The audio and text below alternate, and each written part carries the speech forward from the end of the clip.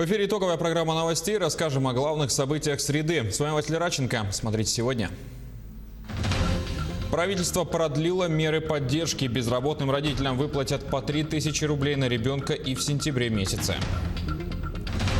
В 12 километрах от Айхала геологи нашли кимберлитовую трубку. Какие запасы скрывает новое месторождение? В столице готов к открытию первый полноценный зал для тренировок. Оправдал ли он ожидания спортсменов и тренеров?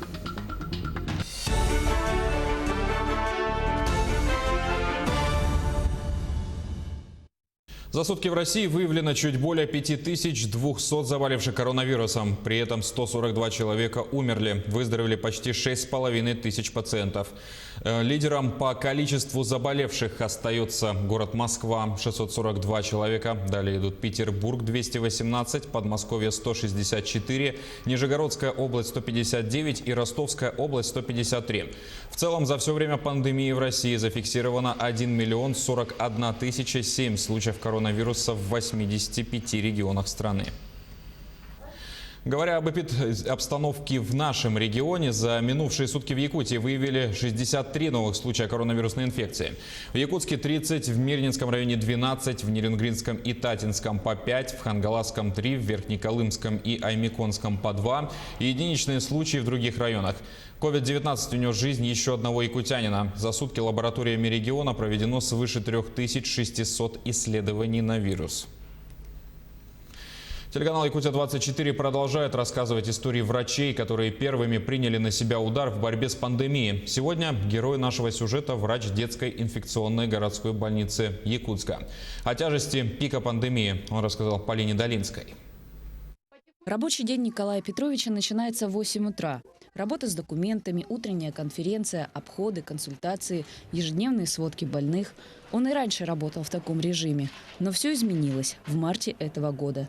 Теперь работать приходится на 2 больницы, а рабочий день может растянуться до 12 часов. Первоначально было развернуты койки и провизорные, и ковидные. Они до сих пор работают сейчас. Значит, у нас здесь работа проводится бригадами врачей, медсестер и санитарок. То есть они работают отдельно от нашего основного персонала. Наш основной персонал, то есть наша детская инфекционная больница, находится сейчас по другому адресу.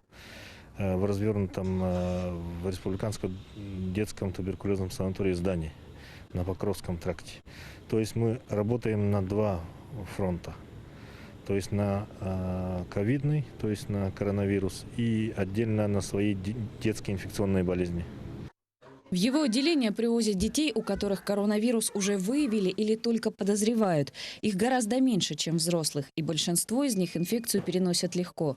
Но если коронавирус объединяется с другими заболеваниями, имеющимися у ребенка, ситуация усложняется. В любом случае, маленькие пациенты требуют к себе особого подхода.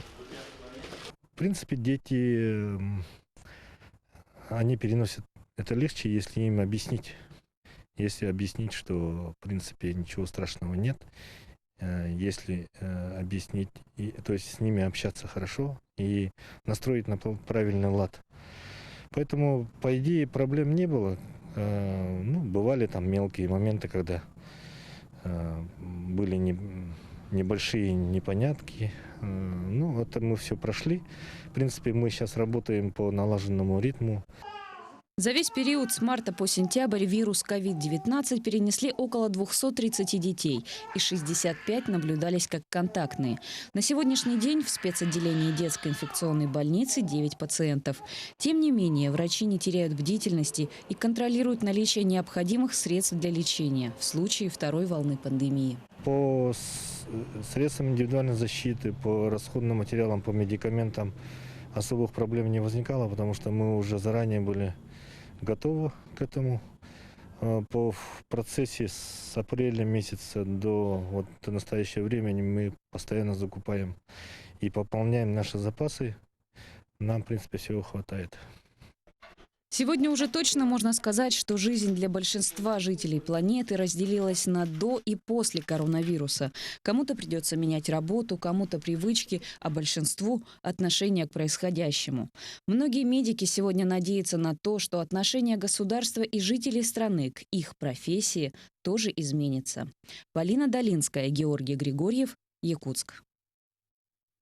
Правительство страны выплатит безработным родителям по 3000 рублей на ребенка. Премьер-министр Михаил Мишустин постановил продлить на сентябрь действующую меру поддержки. За каждого несовершеннолетнего ребенка родители получат по 3000 рублей к пособию по безработице. На социальную поддержку могут рассчитывать порядка 2 800 000 граждан. Для финансирования новых расходов из федерального бюджета будет выделено 8,5 миллиардов рублей. Наша съемочная группа выяснила новые обстоятельства происшествия в столичном доме по улице Космонавтов, 13, которое случилось в конце прошлой недели. Напомню, что 4 сентября жильцы второго подъезда услышали грохот. Источником шума стало то, что в двух квартирах, расположенных друг над другом, произошло обрушение печей. К счастью, на момент происшествия в квартирах никто не проживал, пострадавших нет. Как сообщили в управляющей компании «Юнион», в прошлом году дом признали аварийным. По предварительным срокам дата расселения жильцов запланирована на 2025 год. После инцидента было собрание жильцов, где постановили провести заседание КЧС, в рамках которого и решить данный вопрос. Поступила информация в субботу о том, что произошло обрушение печки. И была назначена комиссия на вторник, получается. А дом, конечно, в ужасном состоянии. Дом 65 или 68 года, точно не помню сейчас. Требует расселения, здесь только расселять жильцов. Власти Якутии намерены построить автомобильный мост через реку Лену в 2024 году. Об этом заявил исполняющий обязанности первого зампреда правительства Якутии Кирилл Бычков. Ранее сообщалось, что мост спроектируют в течение 2020-2021 годов. Строительство планировалось до 2025. Теперь власти региона нашли возможность завершить его в 2024 году. На сегодняшний день идет подготовка территорий и земельных участков. Напомню, что мост через Лену должен пройти от села Старая Табага до села Хаптагай Мегино-Кангаласского района. Его строительство вошло в проект национальной программы по развитию Дальнего Востока. Он позволит создать в Якутске транспортно-логистический узел, в котором сойдутся несколько федеральных маршрутов, а именно железнодорожный, речной и авиационный, а также автодороги федерального значения Вилюй, Лена и Колыма. В 12 километрах от Айхала геологи нашли кимберлитовую трубку. В настоящее время проводятся анализы, определяются границы ее тела. Исследования ведутся с помощью специального оборудования. Его «Алроса» закупила в 2019 году. О находке разузнала Ирина Балкова. Это озеро Мутное. Именно здесь, под ним, найдено кимберлитовое тело.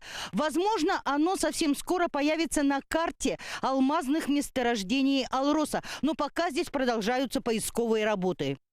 Алмазы есть, сказали геологи. Но много ли? Это предстоит уточнить. Сейчас «Алроса» должна провести так называемое оконтуривание кимберлита. Проще говоря, точно оценить размеры рудного тела. Для этого уже приобрели портативную электроразведочную станцию. Работает она по методике электротомографии. Владимир Оленченко, кандидат геолого-минералогических наук Новосибирского института, имеет опыт работы с таким оборудованием. Вот только на алмазных месторождениях используют его во второй раз. Сначала полигоном для его испытаний стала кимберлитовая трубка Сюрдюкарская в Игыатинском районе. А вот сейчас технология применяется на озере Мутное.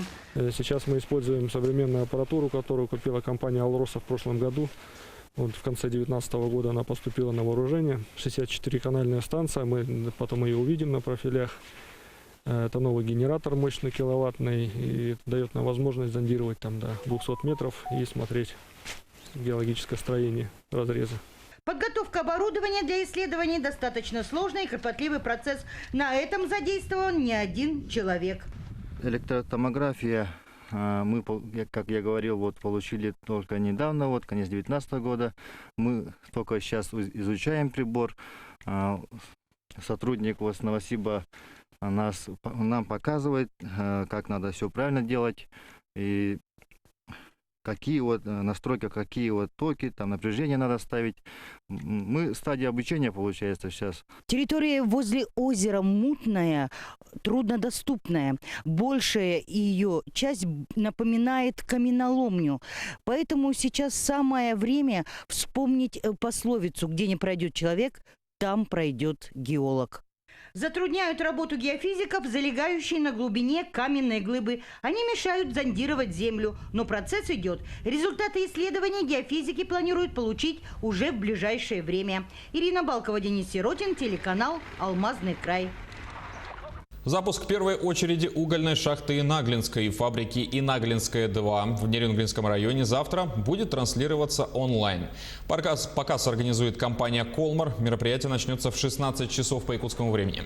Кроме того, 11 сентября пройдет трансляция открытия угольного терминала ВТУ в 12:30 по местному времени. Напомним, что общий объем инвестиций в проект ГОК Инаглинский составляет более 72 миллиардов рублей, из которых 20 миллиардов – частные инвестиции.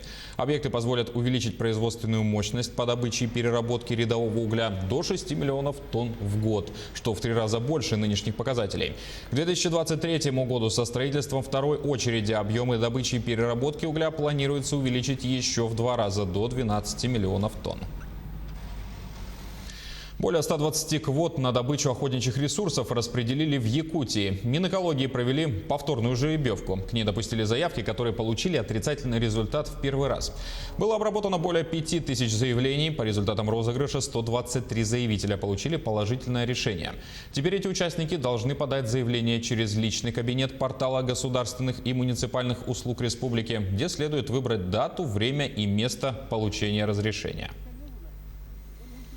В оздоровительных летних лагерях Анапы и Сочи продолжается отдых детей из арктических районов Якутии. Напомним, в связи с рекомендациями Роспотребнадзора в этом году из-за пандемии выезд был разрешен только детям, проживающим в 13 арктических районах. 188 детей уже отдохнули в лагере круглогодичного действия «Зори Анапы» и 85 детей во Всероссийском детском центре «Орленок».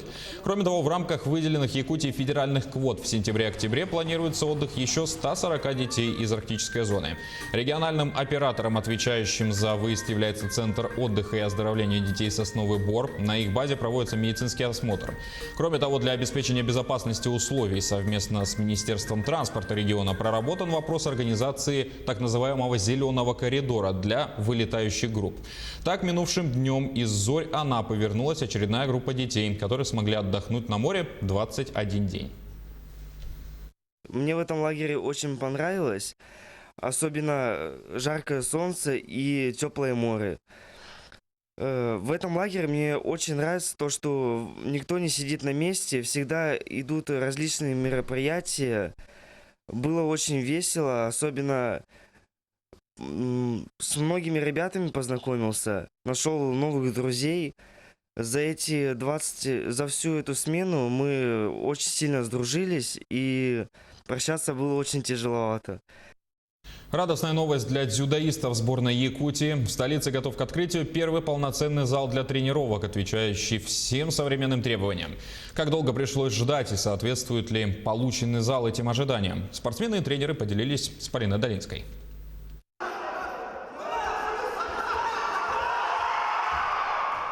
Еще в декабре прошлого года, когда сборная команды по дзюдо готовилась к Кубку Республики, им приходилось тренироваться в зале училища Олимпийского резерва, который был предусмотрен для тренировок по стрельбе из лука, что вызывало немалый дискомфорт для спортсменов обоих видов дисциплин. Но уже сегодня на базе детско-юношеской спортивной школы номер 6 готов к открытию первый полноценный зал дзюдо, отвечающий всем современным требованиям. На самом деле долгая история, можно сказать, на протяжении, наверное, 10 лет. И есть у нас начальник управления физической культуры и спорта города Якутска, Бурцев Константин Семенович. Он давно знал о нашей проблеме такой. Вот.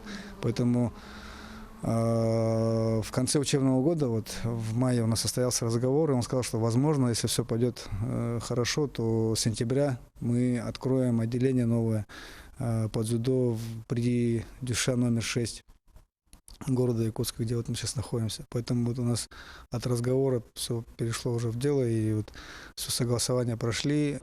Ниргуяна Никифорова пришла в сборную по дзюдо училища Олимпийского резерва в 13 лет. Путь к своим спортивным достижениям она начинала на небольшом татами размером 5 на 5. Но даже это не помешало ей стать лучшей спортсменкой республики в 2019 году, а также чемпионкой России по дзюдо. Как признается сама Ниргуяна, в новом зале заниматься будет одно удовольствие.